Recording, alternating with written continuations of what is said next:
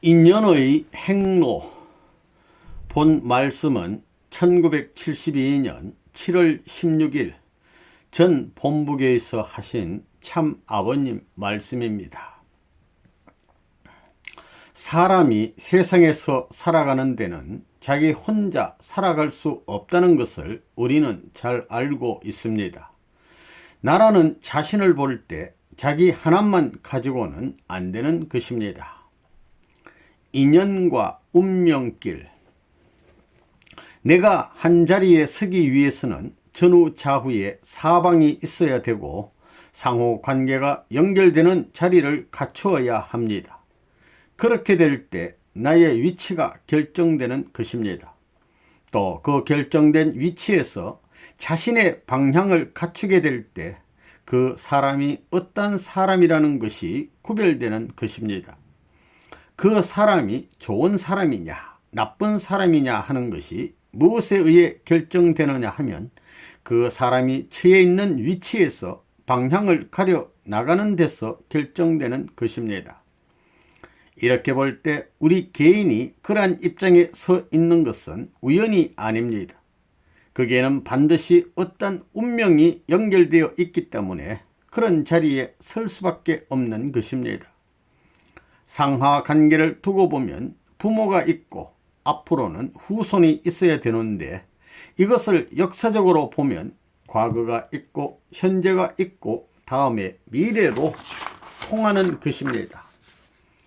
이것을 자기를 중심 삼고 보게 되면 좌우와 통하고 전후와 통하는 것입니다. 이와 같이 우리 개인은 상하, 전후, 좌우의 관계에 의해 존속하고 위치를 결정해서 방향을 취해 나가는 것입니다. 이 관계라는 것은 그냥 이루어지는 것이 아닙니다. 이 관계가 맺어지기 전에 반드시 인연이 있어야 된다는 것입니다. 길을 가는 도중에 난데없이 한 사람을 만난 것이 인연이 되어 그 인연에 따라 일생에 없어서는 안 될 성패를 결할 수 있는 중대한 결과를 가져오는 것을 느끼고 혹은 볼 수도 있습니다. 모든 일에 우연이라는 것은 없다 이겁니다. 우연 같지만 역사시대를 거쳐온 인생일지인데 그 인생의 배후에는 우리가 알지 못하지만 그런 인연이 엮어져 있다는 것을 알아야만 되겠습니다. 그 만난 당사자들은 한 시대권 내에 있지만 그들이 만나기 전까지의 배후라는 것은 역사성을 띠고 있는 것입니다.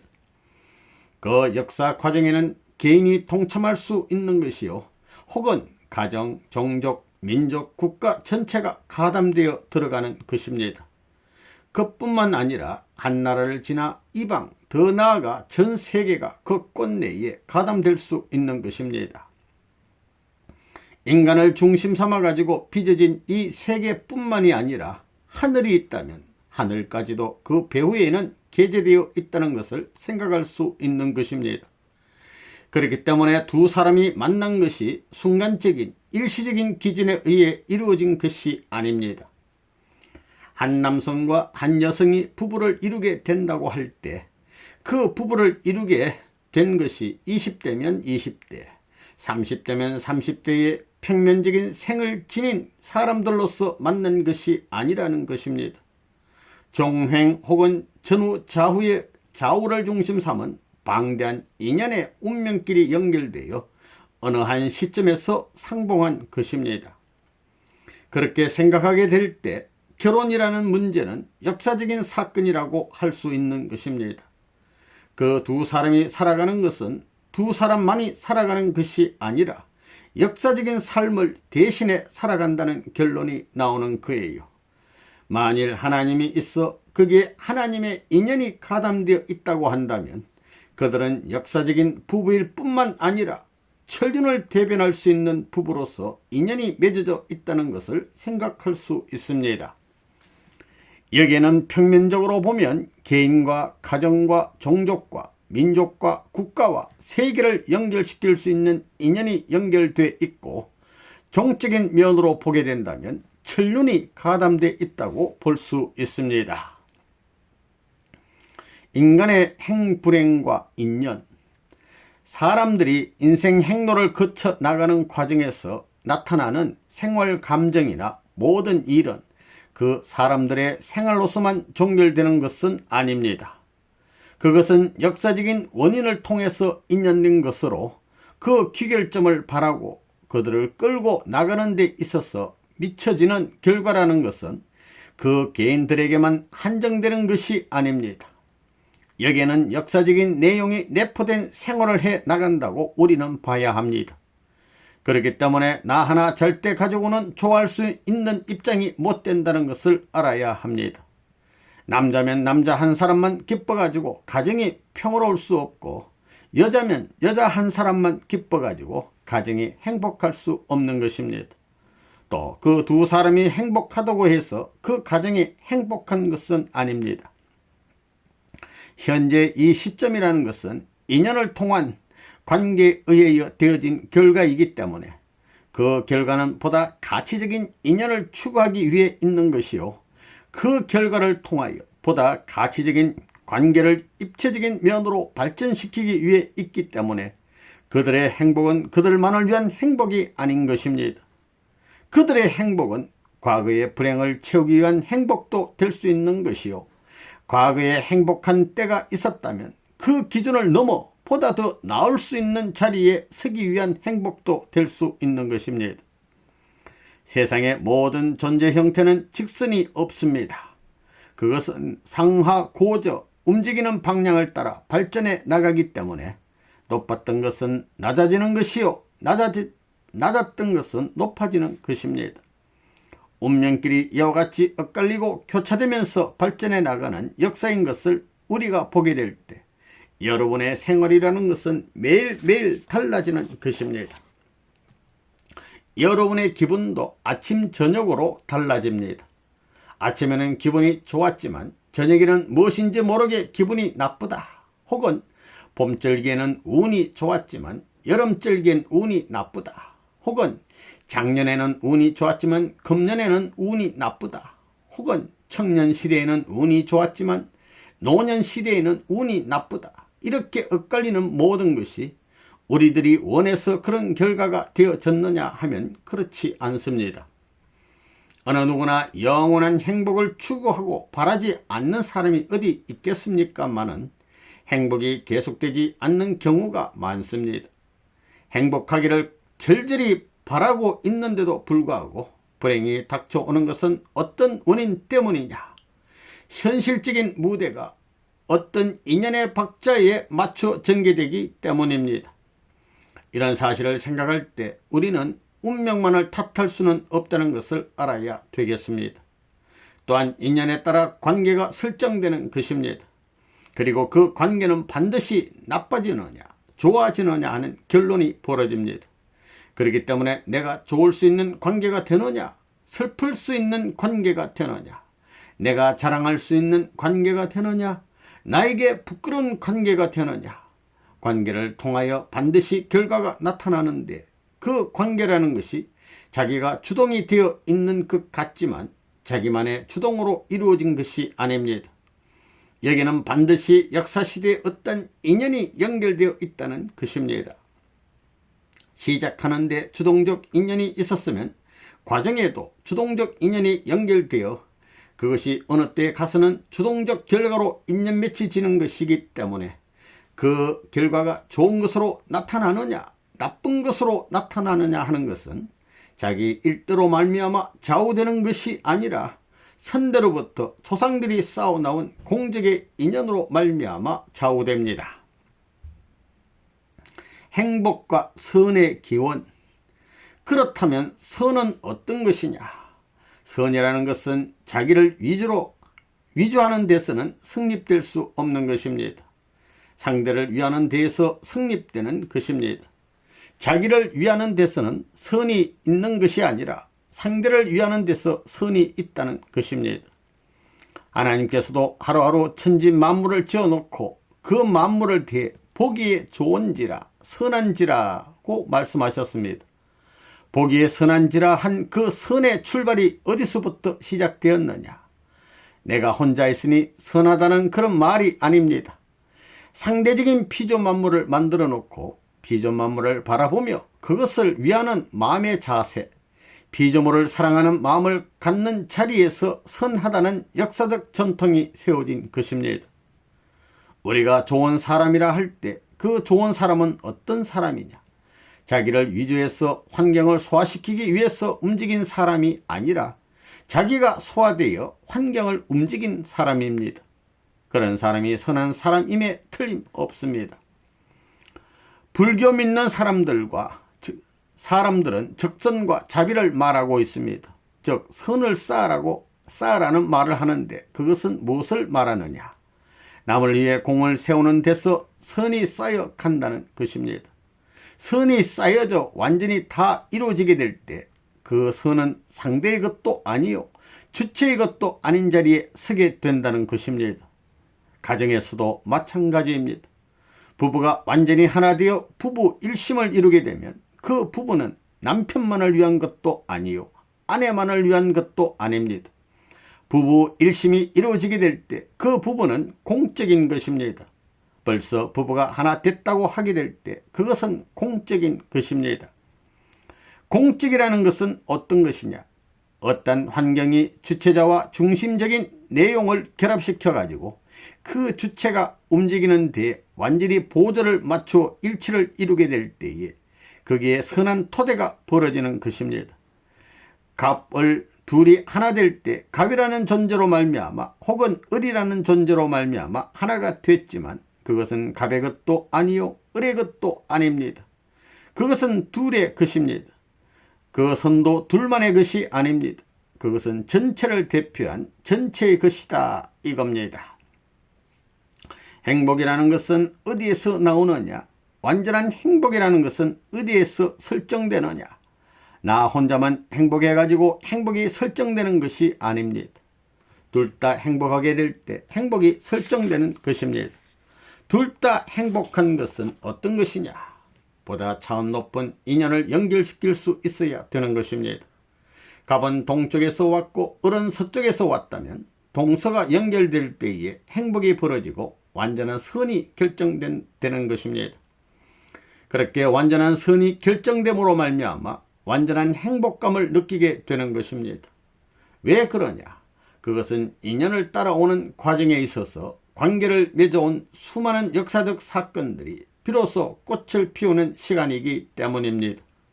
그런 인연을 통하여 보게 될 때 그것은 인연의 부활이요 관계를 통하여 보게 될 때 하나의 결실로서 등장하는 자리인 것입니다.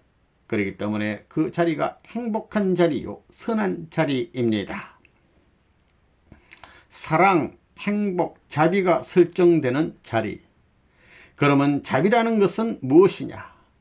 완전한 선이 성립되어 가지고 그 누구의 것이 아니라 보다 큰 것을 위해 줄 수 있고 보다 큰 것을 위해 상대할 수 있는 자리에 서게 될 때에 자비의 마음이 출발할 수 있는 것입니다.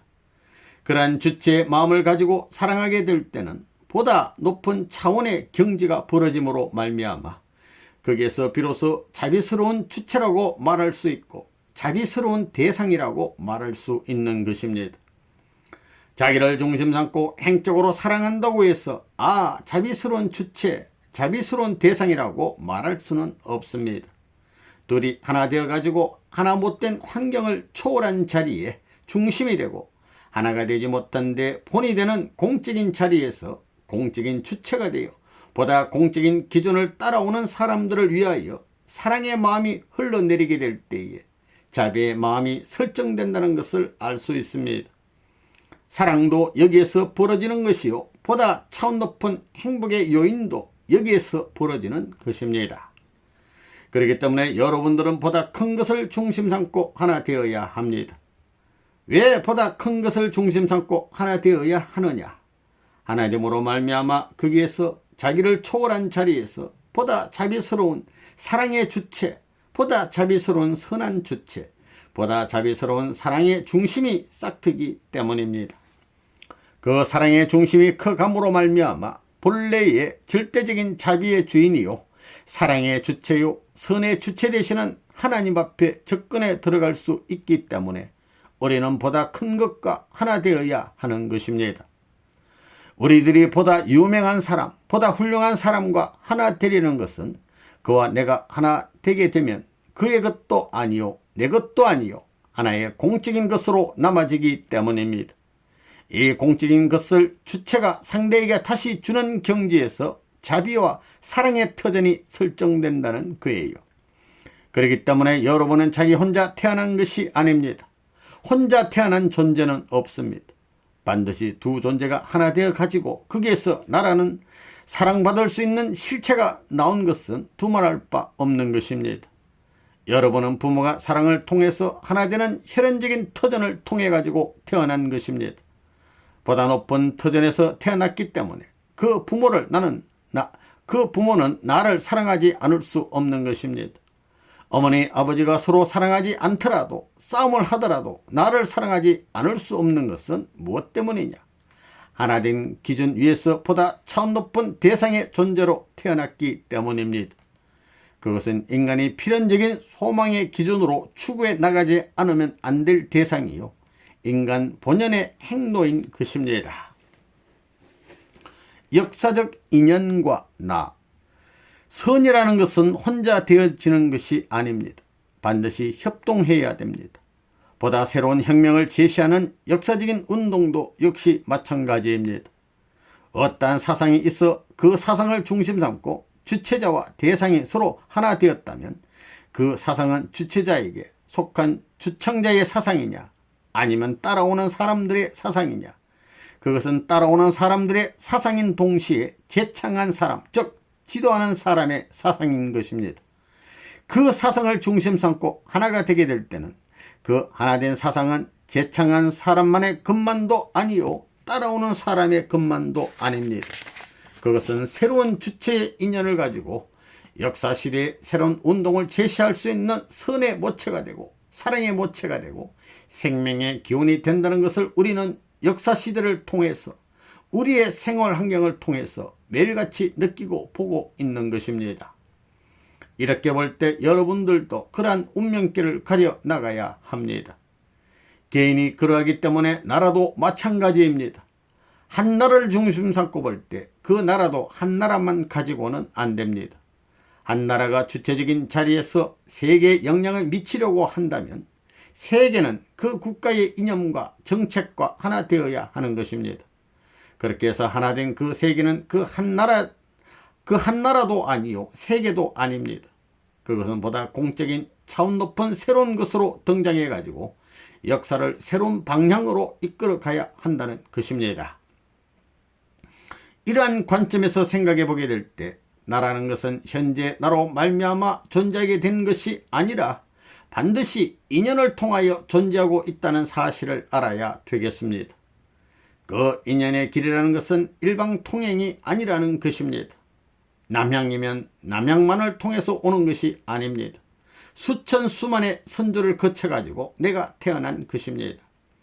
그 선조들 가운데는 남향을 향해서 가던 사람도 있었을 것이고 북향, 동향, 서향 혹은 아래 위로 가던 사람도 있었을 것입니다. 천태만상의 인연을 가진 사람들이 내 한 생명체를 빚어내기 위해서 역사적인 공을 남기고 갔다는 것입니다. 그들 가운데는 올라갔다 내려갔다 한 조상도 있었을 것이고 혹은 앞으로 나가는 조상이 있는 반면 뒤로 후퇴한 조상도 있었을 것이고 여러가지 모양이 있었을 것 아니냐. 그러한 인연의 길을 걸어온 사람들이 어떤 한 출발 기점에서 전진을 해야 되는데도 불구하고 전진하지 못하고 후퇴하게 될 때는 기존에서 후퇴한 그 거리만큼 탕감을 하지 않고는 못 넘어가는 것입니다. 그래서 탕감이 벌어지는 것입니다. 선조들이 끌어 나왔는데도 불구하고 자기 일대에 와서 그것을 후퇴시켰다 할 때는 역사적인 탕감을 받아야 하는 것입니다. 이러한 비운의 인연을 거쳐 나오는 역사권 내에 살고 있는 우리 인간이기 때문에 인간 한 사람의 생애 노정이라는 것은 천태만상으로 벌어지는 것입니다. 오늘은 이랬으면 좋겠는데 그렇지 않다는 거예요.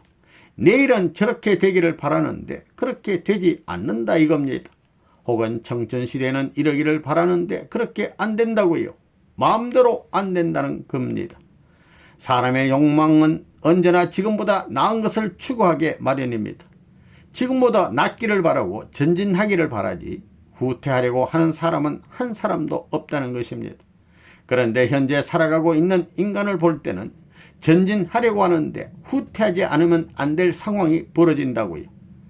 인간의 욕망은 앞으로 나가려고 하지만 반대의 그 인연을 탕감하기 위해서는 반대의 길로 가야 하는 것입니다.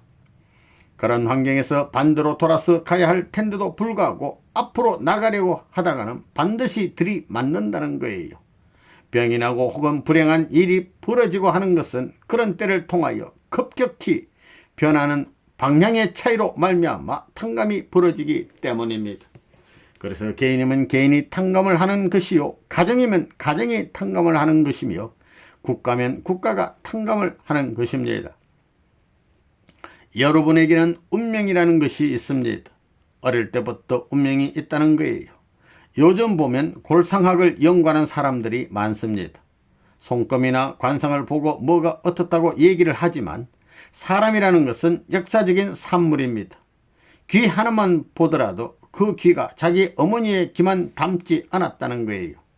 지금의 나는 선대로부터 연결된 모든 조상의 피와 살을 이어받은 하나의 종합된 실체로 빚어진 존재이기 때문에 선조들의 만물상을 대표한 입장에 있다는 것입니다.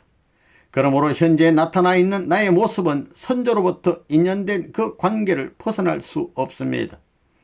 사람은 반드시 그 반영의 결과로서의 생애를 걸어가야 되는 것입니다.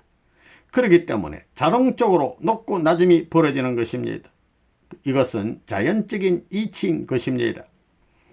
이러한 인생길을 걸어가는 인간들이 이것을 어떻게 모면하느냐, 이것을 초월할 수 있는 방안이 없겠느냐, 불행한 사람은 그 불행의 환경을 극복하고 초월할 수 있는 방안이 없겠느냐, 있다면 그 방안은 무엇이냐. 선조들이 가진 목적 이상의 목적을 가져라 이거예요. 문제는 그겁니다. 떨어져 내려왔으면 그것을 복귀하기 위해서는 그 떨어져 내려온 것을 원상복귀하려면 반대로 그 이상 올라가야 되는 것입니다. 즉 선조들이 갖고 나온 모든 생활 방법을 극복하라는 것입니다. 그런 운동을 해야 되는 것입니다. 인연의 혁명을 해야 할 우리, 여러분은 수천만 대의 선조들을 가졌습니다.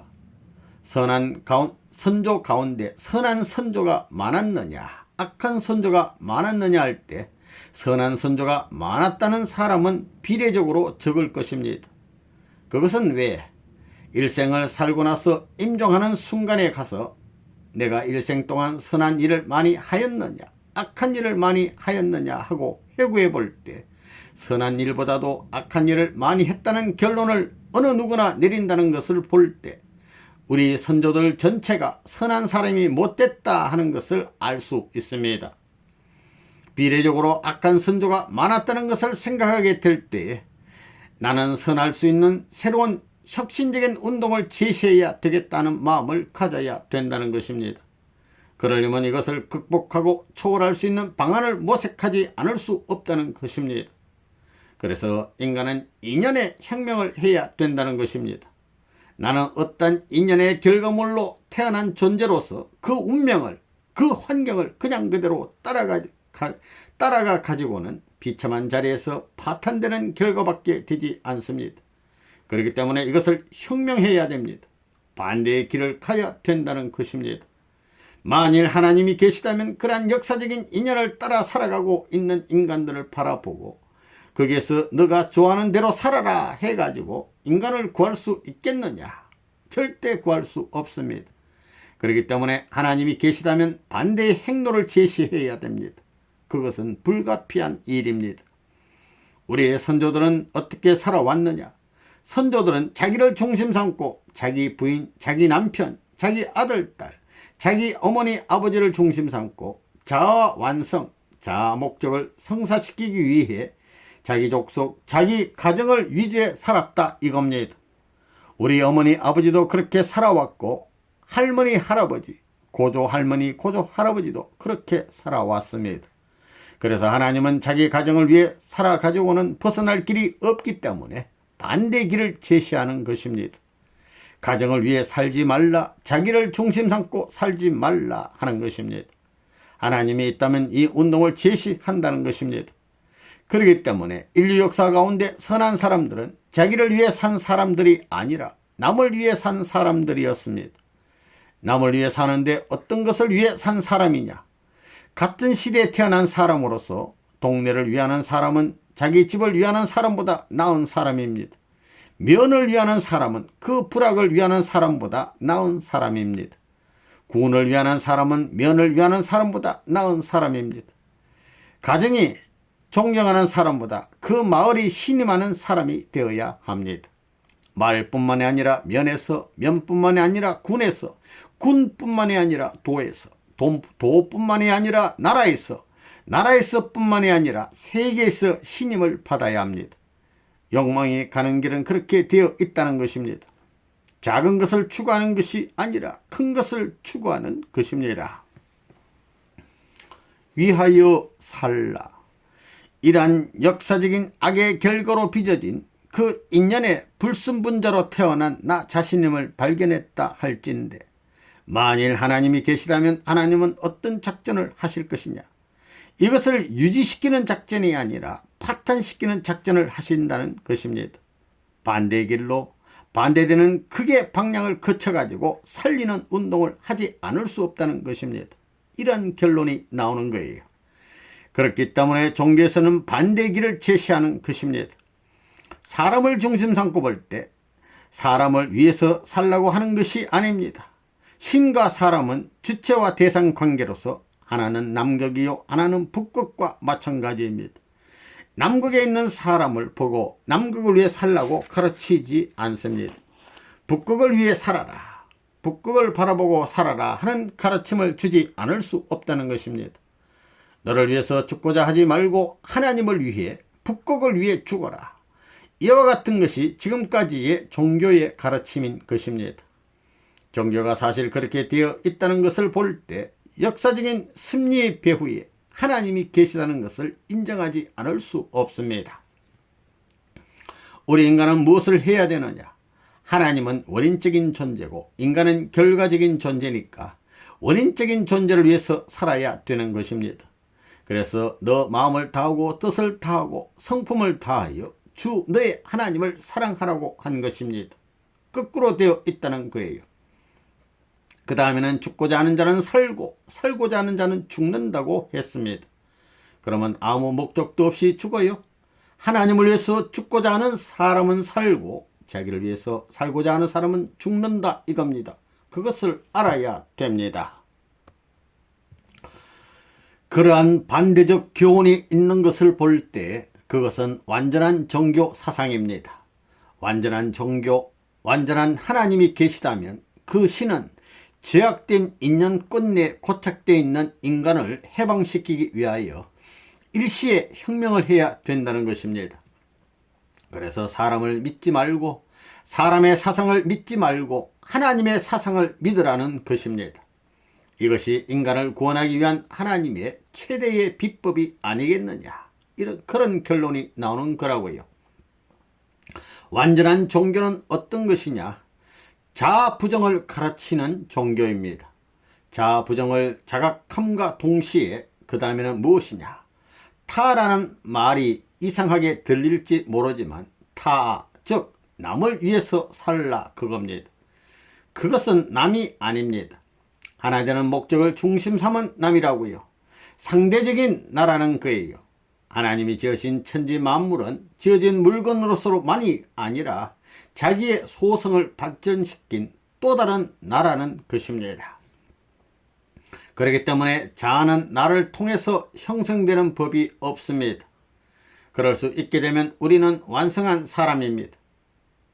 그냥 완성할 수 있다면 우리에게는 소망이 있을 수 없습니다. 자아 완성은 자아를 통해서 이루어지는 것이 아니라 타를 통해서, 다른 것을 통해서 이루어지는 것입니다. 성경을 보면 이웃을 내 몸과 같이 사랑하는 것보다 더 큰 사랑이 없다고 했지요. 이웃을 사랑하는 것이 남을 사랑하는 것이 아니라는 거예요. 큰 환경을 자기와 같이 사랑해 가지고 그 사랑하는 것이 돌아오게 될 때는 지금 사랑하는 자리가 아니라 보다 차원 높은 전체를 포괄한 전체가 하나 된 자리에서 사랑의 주체격을 갖출 수 있는 것입니다. 그렇게 되면 그것이 보다 높은 환경을 향해서 출발할 수 있는 제2기대가 되는 것입니다. 그 기대는 제3기대, 제4기대로서 차원을 높여가지고 하나님에게까지 상승하게 마련입니다. 그렇기 때문에 사람은 고차적인 소망을 가지는 것입니다. 메시아가 사랑을 가지고 오는 이유. 여러분이 세계적인 인물이 되는 것이 쉬워요? 쉽지 않습니다. 동네에서 사랑받고 칭찬받을 수 있는 사람이 됐으니 이만하면 됐다고 할지 모르지만 거기서 끝나서는 안 되는 거라고요. 그 환경을 토대로 제2의 출발을 또 해야 합니다. 그 다음에는 범위를 넓혀 면을 통해서, 군을 통해서, 도를 통해서, 나라를 통해서, 세계를 통해서 나가야 됩니다. 그래야 비로소 도약이 벌어지는 거예요. 이 지구성이 하나의 유도탄 기제와 같이 되어가지고 인공위성의 기제와 마찬가지로 되어가지고 밀고 나가야 됩니다. 아무리 좋은 인공위성을 만들어 왔다 하더라도 밀어주는 추진력이 없게 되면, 그런 터전이 없게 되면 무너지는 것입니다.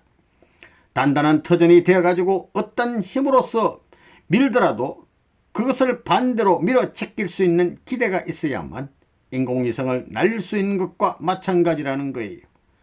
우주적인 도약을 발해서 하나님에게로 직행할 수 있는 심정적 유도탄을 발사하게 될 때 그것이 가서 맞는 날에는 천지가 그 사랑 앞에 폭파될 것입니다.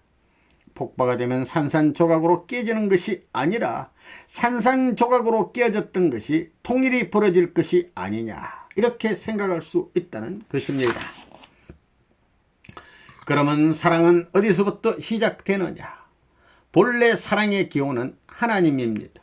하나님을 기원으로 해가지고 하나님의 아들, 딸에서부터 시작하는 것입니다. 그 외에는 인간 본래의 이상적인 사랑은 출발할 수 있는 길이 없습니다. 그것이 본래의 인연인데도 불구하고 그 인연을 무시하여 포기해버리고 출발한 것이 타락입니다. 그 포기된 자리를 극복하기 위해서는 포기하지 않았던 자리 이상의 자리를 사랑할 수 있는 운동을 해야 되는 것입니다. 메시아란 어떤 사람이냐? 하나님을 사랑할 수 있는 아들로 등장하는 사람입니다.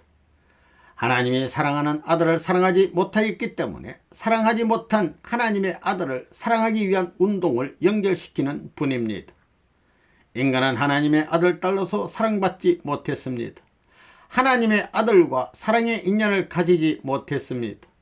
하나님의 아들과 사랑의 인연을 가져야만 하나님께 돌아갈 수 있기 때문에 인간을 하나님의 사랑의 주체에게로 돌아가도록 하는 것이 메시아가 사랑을 가지고 오는 목적이요, 그가 해야 할 책임입니다. 메시아가 남자로 오면 남자만 가지고는 안 되기 때문에 그 메시아를 사랑할 수 있는 사람, 메시아가 사랑할 수 있는 하나님의 딸이 있어야 합니다. 이것이 기독교에서 말하는 신랑 신부입니다. 끝날에는 신랑 신부가 온다. 이것은 결국 사랑을 사랑답게 갖지 못했던 인간에게 사랑다운 사랑을 찾아주고자 하는 말입니다. 불전한 사랑으로 말미암아 하나님과 이별되었던 것이 본연의 이상적인 사랑이 섬으로 말미암아 원칙적인 사랑의 세계로 돌아가기 때문에 그 세계는 행복한 세계요, 이상세계가 되는 것입니다. 그것이 종교적으로 보면 지상천국이요, 천상천국이 아니겠느냐 이거예요. 누구보다도 하나님을 사랑하라. 그 자리를 찾아가려면 복귀를 해야 합니다. 그렇지 않아요? 처녀 총각들이 맨 처음에는 서로 죽자 살자 좋아서 결혼했지만 지난 날을 가만히 보니까 사랑하는 그 사람이 다른 사람을 사랑했던 흔적이 있다는 거예요. 그러면 기뻐할 사람 있겠어요? 또 남편을 가만히 보니까 외도를 한다고 할 때 좋아하는 사람 있겠어요? 지금까지 좋던 것이 뒤집어지는 거라고요. 전부 다 위가 아래 두고 아래가 위가 되리고 한다는 것입니다. 타락한 인간도 그렇거늘 하나님도 마찬가지라는 겁니다. 하나님의 아들을 맞으려고 할 때에 원수의 아들로 태어나 원수의 사랑을 받으면서 침을 질질 흘리면서 아이고 좋아 아이고 좋아 하면서 살아온 그런 모습을 바라보고 있는 하나님이 그런 자를 사랑하고 싶겠어요? 어림도 없다는 거예요. 그런 사람들은 사랑하고 싶지 않다는 거예요. 보기만 해도 그저 믿고 그럴 수 있는 사람일수록 하나님이 볼 때 그 마음이 어떻겠어요? 이런 관점에서 성경을 보면 누구보다 나를 더 사랑하라는 말은 인간에게 있어서 위대한 복음이다 이겁니다. 미완성이요 절망 끝내 역사적인 인연을 벗어나지 못하는 인생을 두고 볼 때 그런 인간 앞에 누구보다 나를 더 사랑하라는 말을 했다는 것은 이것은 우주적인 혁명입니다. 우주적인 혁명인 동시에 우리 인간 앞에 지극히 복된 복음입니다. 더 사랑하면 어떻게 될 것이냐? 사랑을 못해서 그렇지 더 사랑하면 어떻게 될 것이냐? 수가 난다는 거예요. 인간 세계에서 상상하지 못할 고차적인 사랑의 세계가 비로소 문을 여는 것이 아니냐? 사랑의 세계가 현현되는 것이 아니냐? 새로운 천지의 활기를 펴고 환희와 기쁨에 충만한 모습으로 천지를 자기 것과 같이 사랑하기 위하여 제1보를 나서는 행복된 그 자아가 얼마나 멋지겠느냐 이거예요. 그것을 볼 때 하나님도 부러워합니다. 좋구나 너만 가지 말고 나도 데려가다오 하신다는 거예요. 하나님도 그걸 보고 위신상 가겠다고 나설 수는 없어도 마음으로는 고대하신다는 거예요. 그럴 때 하나님 가십시다 그래야지 고대하지도 않는데 가십시다 이런다고 나설 것 같아요. 마찬가지예요. 사람과 마찬가지라고요. 그렇기 때문에 예수님은 이 땅에 와가지고 누구보다도 자기를 더 사랑하라고 말했습니다. 아내를 더 사랑해도 안 되는 것이요 부모를 더 사랑해도 안 되는 것이요 아들 딸을 더 사랑해도 안 되는 것이요 그 누구보다 또 나를 더 사랑하지 않고는 나의 제자가 되지 못한다고 했습니다. 이것은 혁명적인 이야기입니다. 파탄시키고 파괴하는 것 같은 말이지만 건설과 희망의 교차로가 여기에서 벌어지는 것입니다. 새로운 인생관, 세계관, 우주관의 출발점. 여기서 여러분 자신을 놓고 한번 생각해 보십시오. 내가 천국에 가겠는지 못 가겠는지, 하늘나라의 백성인지 아닌지, 하늘나라 전통을 이어받을 수 있는 혈족이 될 수 있는지 없는지 한번 생각해 보자고요. 좋은 것이 있으면 좋은 것은 내 것, 나쁜 것은 너 것. 그래가지고는 완성의 세계, 이상 세계가 이루어지지 않습니다. 그러한 관점에서 세계를 바라본 예수는 인생은 이렇게 가야 된다고 결정했다는 것입니다. 간단하다는 거예요. 반대로 가야 되는 것입니다. 세상 사람들이 원수를 갚으려고 하는 것과는 반대로 해야 되기 때문에 예수는 원수를 사랑하라 한 것입니다. 거기에서 새로운 정의와 새로운 문화의 기운이 벌어지고 새로운 개인의 인생관과 새로운 세계관과 새로운 우주관이 벌어진 것은 두말할 것 없는 것입니다. 여러분 솔직하게 얘기해 봅시다. 수총각이 있다고 한다면 자기 친구와 얘기를 할 때 너는 수총각인데 이 다음에 어떤 색시를 만날 거야? 여자 학교 졸업한 아가씨를 만날 거야? 남녀 공학한 학교를 다닌 아가씨를 만날 거야 하고 묻는다면 지금 사회제도가 그러니 그렇지. 그 남자는 야 나는 남녀공학을 졸업한 아가씨는 원치 않아 그렇게 대답할 거라고요. 선생님이 보수적이라서 그렇게 말한다고 할지 모르지만 그것은 보수적이 아니라 진취적이라는 거예요. 남녀공학인 학교를 졸업한 여중학생 혹은 고등학생 혹은 대학생이면 대학생 처녀를 아내를 맡겠다고 하는 사람이 있어요? 진짜 사랑하면 누구 한 사람도 곁눈으로 바라보고 딴 생각하지 않은 그런 여자를 상대로 원한다는 거예요. 남녀공학한 대학을 나온 여자들은 다른 데에 능란해가지고 살림살이 하기가 좀 힘들다고요. 자기의 남편을 대하게 되면 벌써 자기가 대학 다닐 때에 학급 남학생들과 비교한다는 것입니다. 나보다 공부 잘하던 아무개는 얼굴이 이렇게 생겼고 어떻고 나도 공부를 잘했기 때문에 프로포즈했던 제1호, 제2호, 제3호 그렇게 비교하고 분석한다는 거예요. 그런 학생을 보이콧했는데 이런 쫄짱부를 만났구나 하고 말이에요. 이렇게 볼 때 남자라면 수처녀를 원하고 여자라면 수총각을 원한다는 거예요. 이렇게 생각한다면 하나님이 얼마나 시기 질투가 많은지 알아요? 하나님은 시기하는데도 천하의 대왕이에요. 질투하는데도 천하의 대왕입니다. 나만 사랑하라. 그 대신 나도 너하고 죽자 살자 사랑하겠다는 거라고요. 그게 나쁘냐 이겁니다. 시기도 좋고 질투도 좋다고요. 그렇기 때문에 절대적인 사랑을 할 수 있다는 거예요. 이렇게 볼 때 시기가 나빠요? 질투가 나빠요? 사랑하게 마련인 자리에서 자기만 사랑하라고 시기하고 질투하는 것이 나빠요?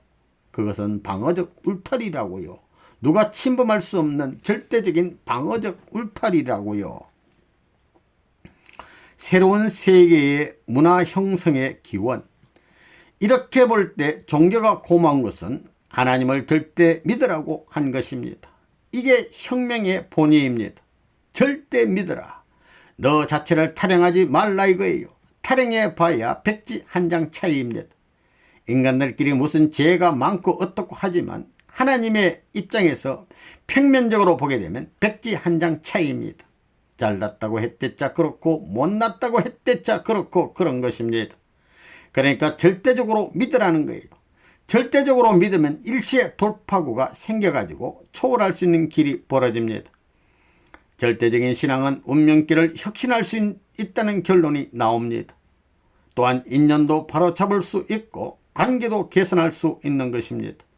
새로운 시대로 발전시키기 위해서는 지금까지 역사적으로 고착된 그 관계를 개선해야 되는 것입니다. 그 자리는 새로운 신앙에서부터, 새로운 이념에서부터, 신앙은 새로운 이념에서부터, 새로운 이념은 새로운 사상에서부터 출발되는 것입니다. 그래서 그 이념과 사상을 제창한 인물이 오늘날 우리들이 말하는 세계적인 성현들이 아니냐 이겁니다. 그 성현들이 추구하던 것은 무엇이냐? 그 골자 사상은 자기를 위주로 한 사상이 아닙니다. 인간 세계로 보면 그들은 약자였습니다. 자기 주장은 없고 오로지 하늘이었습니다. 인연의 장난은 여러분의 운명 앞에 가진 슬픔과 비극을 전개시켜 나오고 있는데 그것을 극복하기 위해서는 어떻게 해야 되느냐? 반대의 길을 추구하는 길밖에 없습니다. 절대적으로 믿으라는 것입니다. 절대적으로 믿고 넘어가야 된다 이겁니다. 어떤 강을 건너뛰게 될 때 넓이뛰기에 있어서 자기 기록이 있다고요. 자기 기록이 4m 내지 5m쯤 된다면 4m쯤의 거리는 쉽게 건너뛸 수 있지만 5m라는 한계선을 건너뛰려면 지금까지 없었던 비장한 각오를 가지고 죽음을 각오하고 뛰어넘어야 합니다. 그 길밖에 없다는 거예요. 건너뛰어야 되는데 건너뛸까 말까 자신이 없는데 다리가 건너뛰겠지 그렇게 생각해요. 난 자신 없지만 다리가 건너뛸 것이다. 그러면서 뛰는 사람이 있어요. 먼저 마음이 문제입니다. 좋은 고비다. 이건 문제가 아니다 하며 심각한 마음으로 그것을 뛰어넘고도 남을 수 있는 신념을 가지고 행동해야 넘을 수 있는 가능성이 있지. 넘을 수 있을까? 될까 말까 이래 가지고는 안 돼요. 그것은 틀림없이 가다가 떨어지는 거라고요. 절대적인 신념을 가져야 합니다. 그것은 모험을 추구해 나가는 개척자의 행각의 노정에서는 불가피적입니다. 믿는 자에게는 능치 못함이 없다고 했습니다. 그 권위가 얼마나 멋져요. 그것이 하나님이 인간을 구하기 위한 최고의 목표가 아니냐. 믿는 자에게는 능치 못함이 없다. 운명은 여기에서 엇갈린다는 것을 알아야 합니다. 격동하는 세계사적인 현실을 바라보게 될 때 현실의 어떤 주의나 사상도 그것을 극복하고 초월할 수 있다고 자부할 수 있는 절대적인 신앙관과 생활 이념을 갖고 나서게 될 때는 그 신앙관과 생활 이념을 통해서 개혁이 벌어지고 새로운 세계 문화가 형성되기 시작할 것입니다. 그렇기 때문에 선생님은 통일 사상을 주장하지 않을 수 없습니다. 그러나 통일 사상만 가지고는 안 됩니다. 그것이 이념화되어야 되는 것입니다. 이념은 생각하는 상응 사상입니다. 사상이 이념화되어야 되는 것입니다. 그리고 이념은 체계화되어야 되는 것입니다. 하나에서 둘에서 셋으로 전진적인 체계화 노름이 벌어져야 되는 것입니다. 사상한 이념을 전개시켜야 되는 것입니다. 그래야 그 이념은 비로소 생활법도가 되어 실천장을 형성하게 되고 그것이 새로운 문화를 이루는 것입니다. 그 실천장에 있어서는 이념이 고차적이니만큼 행동도 고차적인 행동을 해야 합니다. 그러기 위해서는 자기가 가야 할 목적관에 대한 강력한 생각이 앞서야 됩니다. 구상하는 생각, 그것이 앞서지 않고는 안 됩니다. 자신을 가져야 되는 것입니다. 하나님이 임재하시는 자리, 여러분이 무슨 일을 하게 될 때 자신이 있느냐고 물어보지요. 조금만 다른 새로운 것을 하더라도 너 자신 있나? 이렇게 묻지요.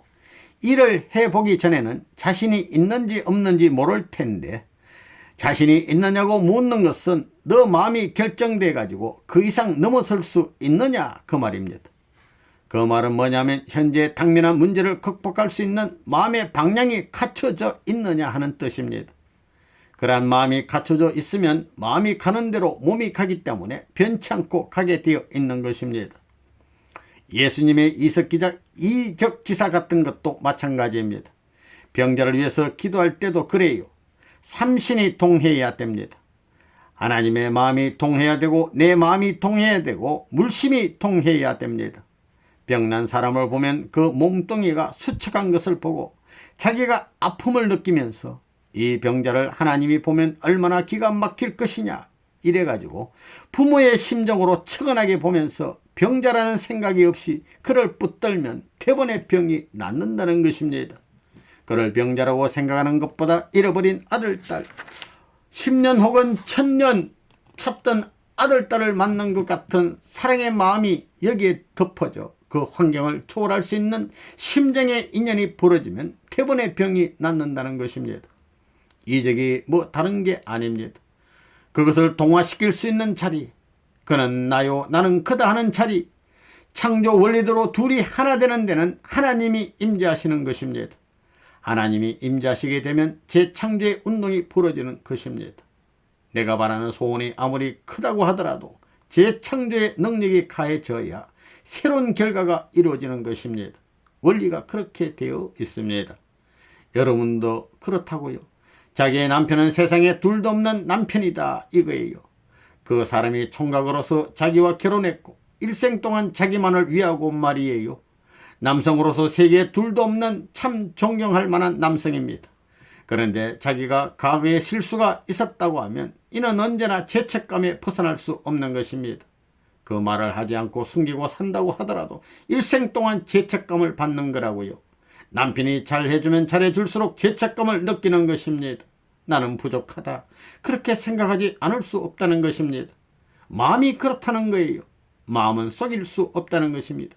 그러니까 순수한 그분 앞에는 순수한 여성이 되어야 하는 것이 원칙이 아니냐 이겁니다.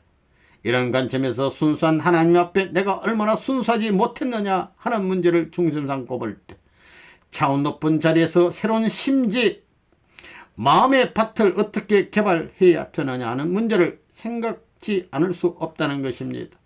하나님은 이런 분인데 우리는 타락의 후손입니다. 이것은 배반이에요.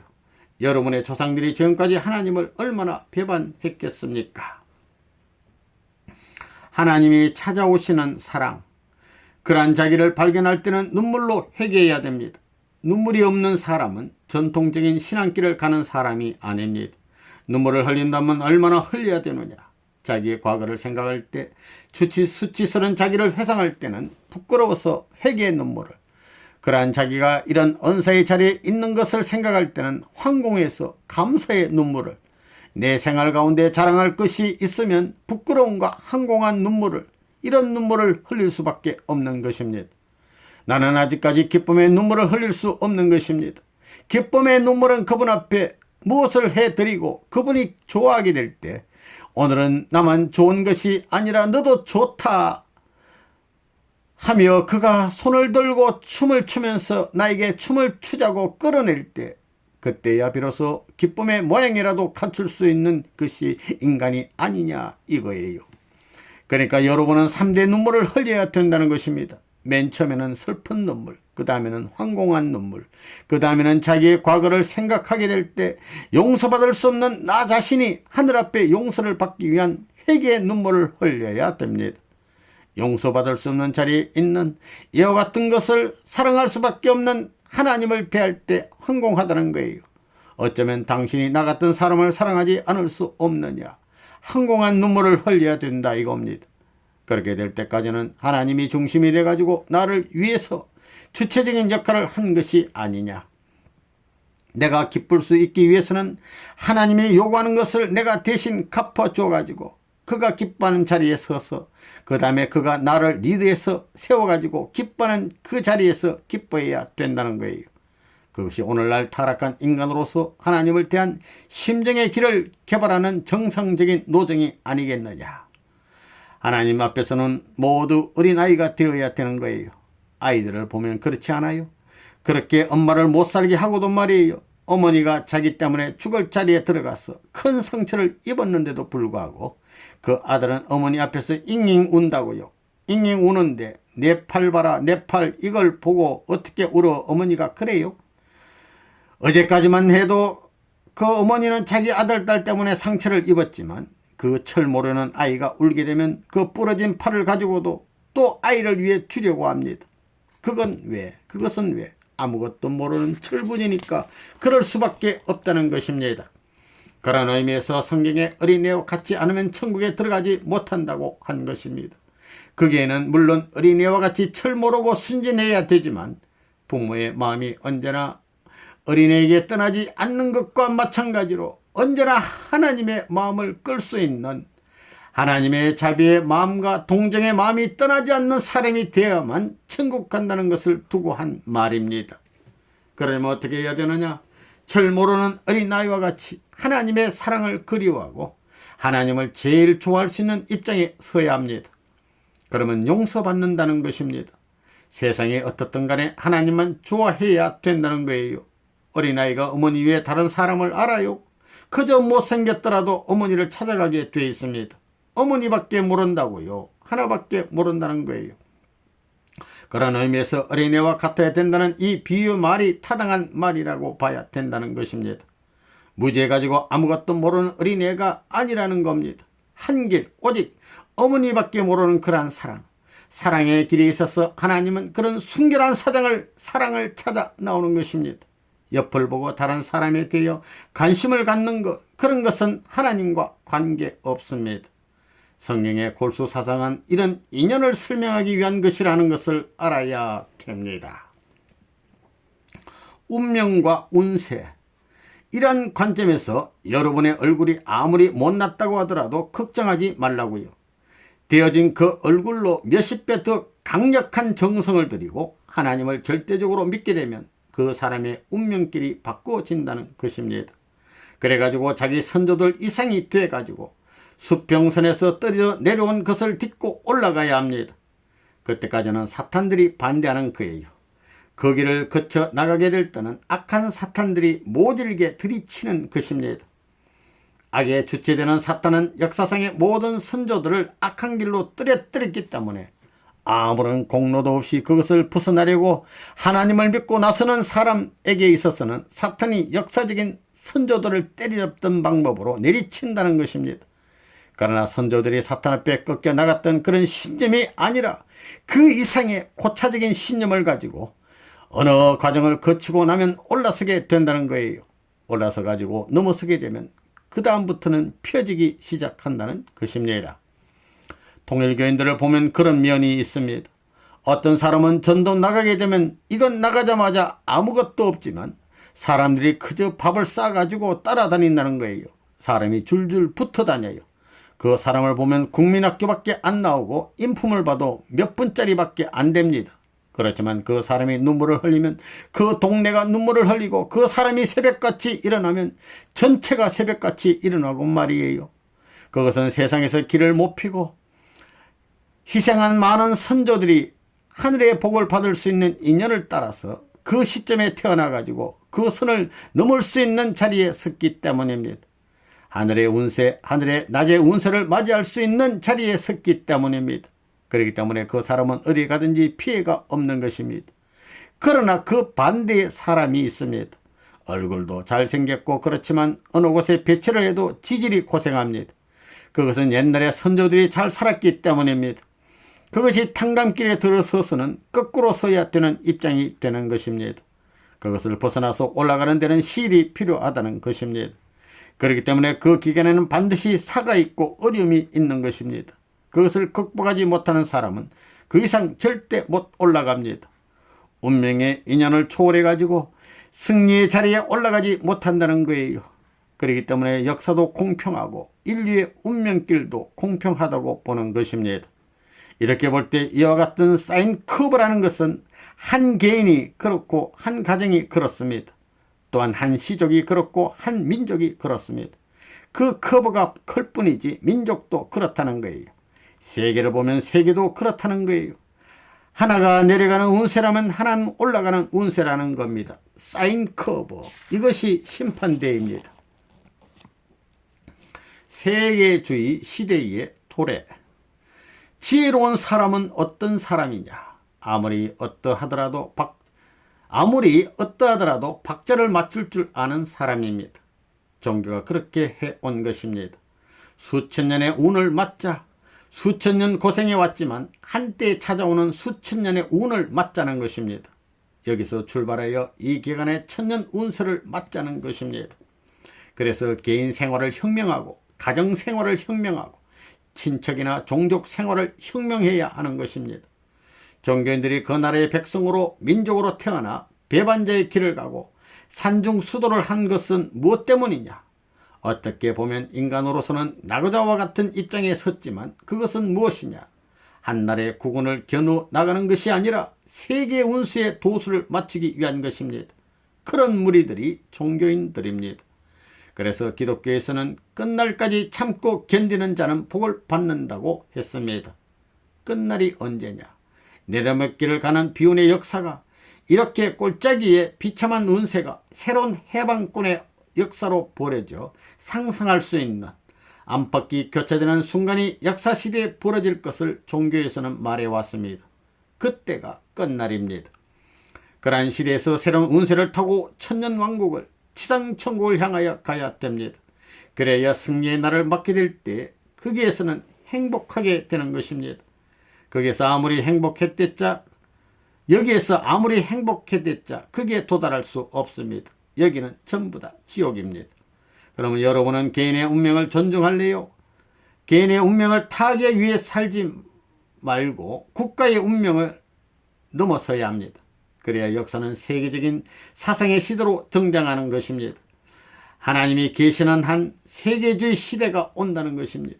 하나님은 세계 종착점을 향해서 가는데 그냥 가는 것이 아니라 가르쳐주고 갑니다. 세계적인 종말, 세계적인 사상시대가 도래하는 것입니다.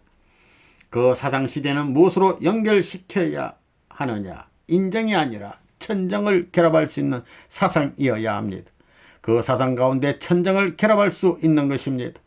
인정을 통할 수 있는 사상도 있겠지만 천정을 통할 수 있는 사상, 인정과 천정을 결합할 수 있는 통일적인 사상이어야 되는 것입니다. 하나님이 내려온다면 천정을 갖고 내려오고 인간이 올라간다면 인정을 가지고 올라가기 때문에 인정과 천정이 한 점에서 합해질 수 있는 합일점이 반드시 있을 것인데 그것이 뭐냐면 인간이 바라는 최대 희망의 자리, 상봉의 자리가 아니겠어요? 그 자리가 사람으로 말하면 참던 남자가 참던 여자를 만나는 자리요, 참던 땅이 참던 하늘을 만나는 자리요, 참던 인정이 참던 천정과 결합할 수 있는 자리가 아니겠느냐 이거예요. 인정이자 천정이요, 천정이자 인정, 인정과 천정이 합해가지고 인정도 아니요 천정도 아닌 것이 있대요. 새로운 행복과 이상적인 모든 것이 화해지고 그러한 행복의 출발이 이 땅에 벌어지면 그것이 지상천국이요, 세계 만민이 희망하는 자유세계, 자유동산이 아니겠느냐 이렇게 말할 수 있는 것입니다. 그러면 지혜로운 사람은 어떤 사람이냐? 천년을 그려 살고 만년을 그려 사는 사람입니다. 만년을 받기 위해 사는 사람입니다. 여러분은 하루 노력해가지고 하루 성공하기를 바랄래요? 하루 노력해가지고 그것을 홀딱홀딱 다 까먹고 또 하루 노력해가지고 홀딱 다 까먹는 그런 사람 될래요? 하루 고생하고 이틀 고생하고 사흘 고생하고 10년 고생하지만 그 이상 되는 20년의 행복이 있으면 어떡할래요? 그러면 야 20년 행복을 위해서 10년 고생을 해야지 한다는 거예요. 우리가 일생 동안 고생하면 영생토록 행복할 수 있는 길을 하나님이 보장해 줍니다.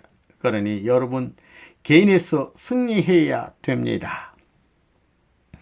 선생님의 사상은 천주주의. 오늘날 선생님의 사상은 천주주의입니다. 천주주의란 말이 재미있습니다. 천주가 뭐냐? 집이에요. 천주주의는 하나님의 집주의입니다. 집이 왜 좋으냐? 집 없는 사람은 불쌍한 사람입니다. 집을 갖지 못한 사람은 고향이 없는 사람입니다. 그렇지요? 집은 내가 태어난 곳이요, 내가 자란 곳이요, 내가 사는 곳이요, 내가 죽는 곳입니다. 인생의 시작에서부터 잘 살든 못 살든 모든 인연을 여기에서 다 풀고 다 전시를 했다가 나중에는 보따리 싸가지고 그 집에 가는 것입니다. 날 때도 그 집에서 울며 낳고 갈 때도 울고 가든가 웃고 가든가 그 집에서 가야 되는 것입니다. 모든 시작과 끝을 최종적으로 정결 지을 수 있는 곳이 집입니다. 그렇지요. 그래서 집이 좋은 것입니다. 지금까지 그 집이 어떻게 돼 있느냐? 하나님을 빼놓은 집이 됐습니다. 주인을 빼놓은 집이 됐습니다. 그러니 타락한 세계라는 것입니다. 하나님을 위주한 집이 아니라 개인을 위주한 집이 됐습니다. 여러분은 이제 천주주의를 그려 나가야 되겠습니다. 천주주의는 집주의입니다. 하나님 집주의입니다. 하나님의 집주인이 그 집 살림살이는 하나님주의 살림살이입니다. 하나님은 세계 왕이요 세계를 위한 살림살이를 주도해 나가는 주체이기 때문에 그러한 살림살이를 해야 됩니다. 그렇기 때문에 여러분은 자기를 위해 살아서는 안 됩니다. 자기의 남편이나 자기의 아내만을 위하여 살아서는 안 됩니다. 그렇게 돼 있지 않습니다.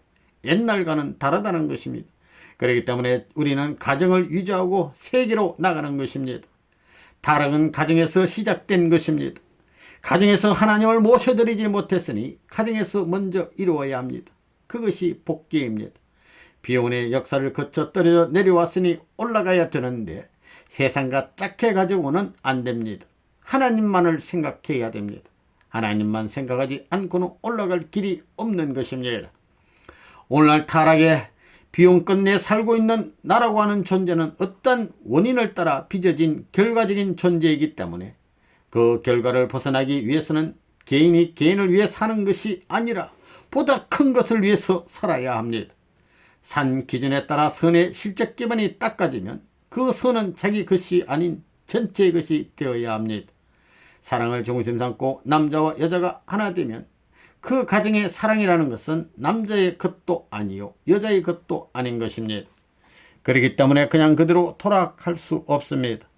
절대적인 신앙과 절대적인 신념을 가진 자만이 돌아갈 수 있기 때문에 이 길을 거쳐가지 않고는 인연과 인정의 길을 인연과 관계되어 있는 지금까지 자기의 과거사를 청산지을 수 없습니다. 이런 관점에서 여러분들은 혁명가들이 되어야 합니다. 여러분은 여러분 일대에 있어서 세계사적인 혁명을 제시해야 할 위대한 혁명가요. 세계를 바로잡을 수 있는 위대한 성봉자가 될 것을 자각해야 되겠습니다. 그러한 신념이 앞서야 됩니다. 그 신념을 위해서 기거동작하고 그 신념을 통해서 일방통행하게 될 때는 그것이 반드시 끝이 나는 것입니다. 그 끝에는 대해가 있는 것입니다. 지류로서 남이 보기에는 북으로 흘러가는 줄 알았는데 하나의 구비를 돌아 흘러가게 될 때는 남으로 흘러간 것보다 앞설 수 있는 길도 있는 것입니다. 하늘나라의 백성이 되는 길. 여러분은 이제부터 정말 나라를 사랑했느냐, 교회를 사랑했느냐, 하나님을 사랑했느냐, 스승을 사랑했느냐, 하나님의 가정을 사랑했느냐 하는 것을 재차 우리는 비판해야 되겠다는 것입니다.